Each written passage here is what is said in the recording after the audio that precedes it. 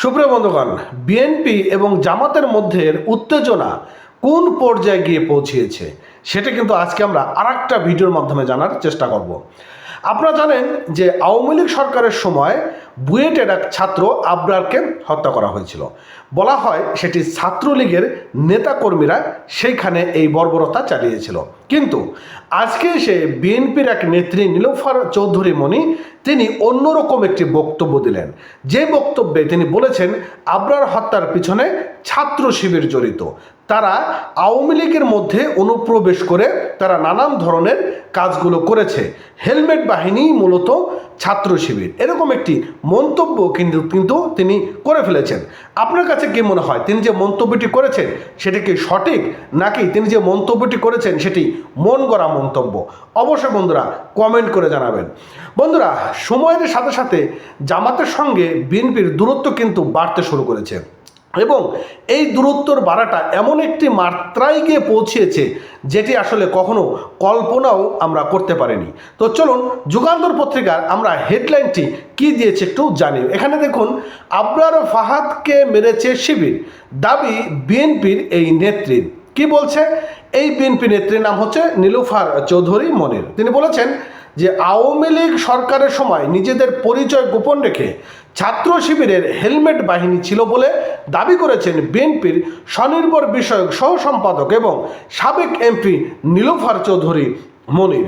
একই সঙ্গে বুয়েট শিক্ষার্থী আবরার ফাহাদকেও তারা হত্যা করেছে বলে মন্তব্য করেছেন তিনি। এদিকে বৃহস্পতিবার 18 সেপ্টেম্বর রাতে বেসরকারি একটি টেলিভিশন চ্যানেলে আয়োজিত টক শোতে অংশ নিয়ে তিনি এমন দাবিটি করেছেন এবং নীলুফার চৌধুরী মনি তিনি বলেন যে বর্তমান সরকার আসার পর মানুষ বলতো এটি একটি এনজিওগ্রাম সরকার, এখন সেটা রূপান্তরিত হয়েছে জামাত অন্তর্বর্তী সরকার। দেখুন কথাটা আসলে কিভাবে বলেছেন। যখন এই অন্তর্বর্তীকালীন সরকারের প্রধান উপদেষ্টা ডক্টর মোহাম্মদ ইউনূস শপথ গ্রহণ করেন তখন বলতো এটি এনজিওগ্রাম সরকার, কিন্তু সেটি এখন রূপান্তরিত হয়েছে, অর্থাৎ পরিবর্তন হয়েছে, সেটি হয়ে গিয়েছে এখন জামাত কি বলছে অন্তর্বর্তী সরকার। এবং কারণ এই সরকার জামাত দ্বারা পরিবেষ্টিত সরকার, সেটাই আমরা বারবার বলার চেষ্টা করছি। তিনি বলেছেন জামাতের চাঁদাবাজি হেলমেট পরিণত ওই শিবিরের মতো। আমরা ছাত্রলীগকে হেলমেট বাহিনী বলতাম, আসলে ছাত্রলীগ ওই রকম ছিল না, আসলে তারা ছিল শিবির, নিজেদের গোপন পরিচয় রেখে তিনি এই কাজগুলো করেছেন বলে তিনি জানিয়েছেন। আমি যদি একটা প্রমাণ দেই আবরার যে মারা গেল তাকে মেরে ফেললো যারা, তাদের আসামিদের উকিল কারা? তিনি হচ্ছেন শিশির মনি।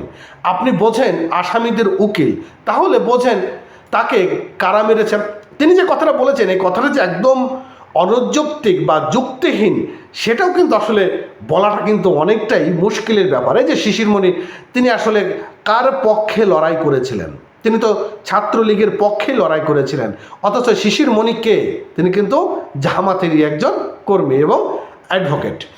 নীলুফার চৌধুরী তিনি বলেন যে এখন থেকে বুঝলাম যে আসামিদের উকিল হওয়াটাই চারটাখানি কথা না। আবরারকে মারছে কে? এই হেলমেট বাহিনী, শিবির বাহিনীরা।